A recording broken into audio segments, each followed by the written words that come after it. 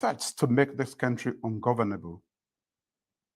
Their known surrogates and associates have stated that they will continue to illegally use violence to unseat the democratically elected government. The events of August 10 were a clear statement of their collective intent.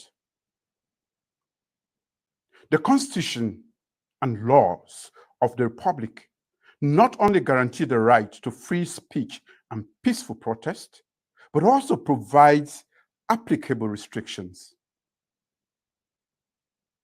As in all democracies, the right to peaceful protest should be exercised by identifiable persons, and it should not threaten public safety and peace. The right to protest should not be expressed as a right to violently murder police officers, burn down police stations, and disturb the peace of our country. Clearly, this was not a peaceful protest. The unrest occurred only in parts of Makeni, Binkolo, Magburka, Kamakwie, Lungi, Western Rural, Eastern Freetown, and towards PZ in Freetown. There were no protests in all other parts of the country, including large parts of Freetown. This was not a protest against the high cost of living occasioned by the ongoing global economic crisis. The chant of the insurrectionists was for a violent overthrow of the democratically elected government.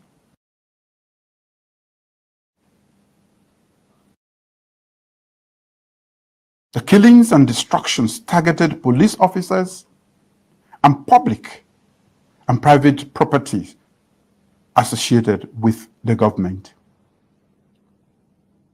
Theirs was not a protest about measures undertaken by the government to handle the challenges brought on by the global economic crisis. Let's be reminded that since COVID-19 struck, government has undertaken specific economic mitigation, recovery, and resilience measures that have kept essential food items and fuel on the market, kept businesses running, maintained public services, and regularly paid monthly salaries. In fact, government has reduced fuel and transportation prices twice in the last month alone. This is in addition to other social safety payments and cash transfers to poor and vulnerable populations and microfinance loans to women and youth. The government is expanding skills development and vocational educational opportunities and creating jobs in various sectors of the economy, especially in mining in the northern province, and small-scale manufacturing in other parts of the country. Government had also undertaken large-scale efforts towards food security and kept its free quality school education and healthcare priorities on course. This insurrection, which was executed by clearly identified partisans using the cover of follow-on crowds, including children, was characterized by targeted killings, wanton looting, and destruction of property. It was not a peaceful cost of living protest. This was simply an attack on the peace and security, an attack on the rule of law, an attack on democracy. In addition to the overarching objective, the attacks were meant to violently disrupt the daily and normal activities and lives of ordinary Sierra Leoneans. To the international community, it was meant to present Sierra Leone as a place where law and order has completely broken down. Government will not sit idly by for such persons to disturb the peace of this nation and derail the gains we are making in this nation. The full force of the law will be brought to bear on all those persons who attacked and killed police officers. They, their sponsors, and their collaborators will not go unpunished.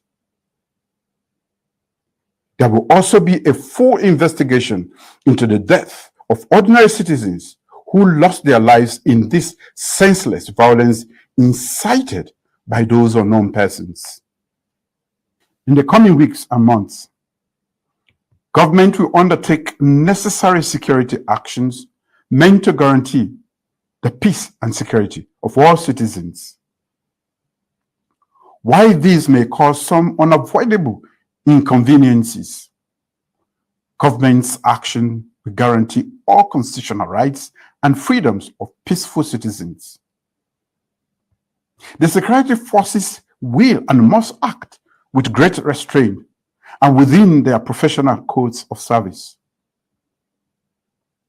But be assured that my government will crack down hard on violent insurrectionists, their collaborators, their sponsors, and their supporters. My government will relentlessly fight those who would rather use terror and gruesome violence to achieve political goals.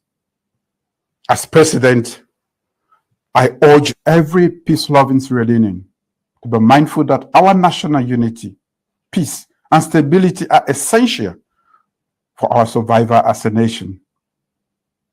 Let us continue to respect all the laws of Sierra Leone and remain law-abiding. Just over 20 years ago, we turned our backs on using violence to resolve our differences. We have since made great progress to consolidate our democracy. My government has made effort to open up spaces for dialogue and peace.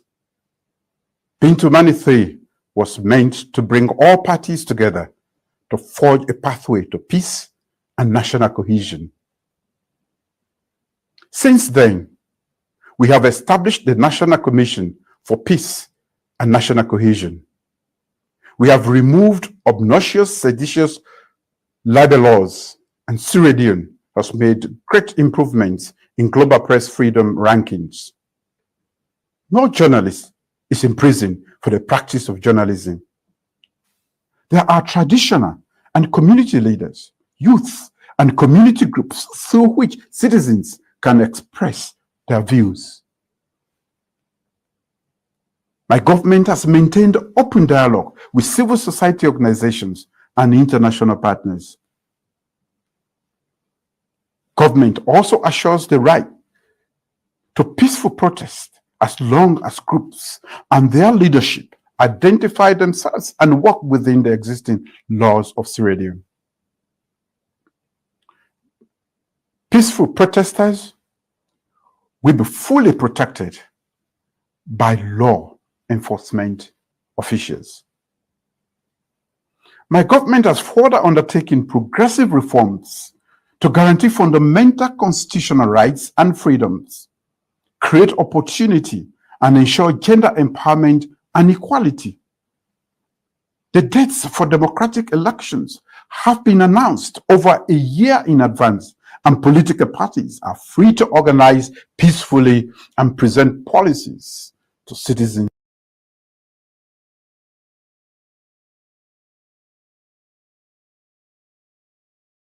of this nation. Fellow citizens, let me close by expressing deep condolences to bereaved families.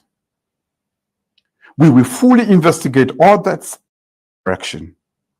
As a government, we will honor the police officers who were murdered with a civic funeral in respect of their service to this nation. Their deaths shall not be in vain, and we will bring their killers and those responsible for their deaths to justice. I thank you, and may God bless the Republic of Sierra Leone.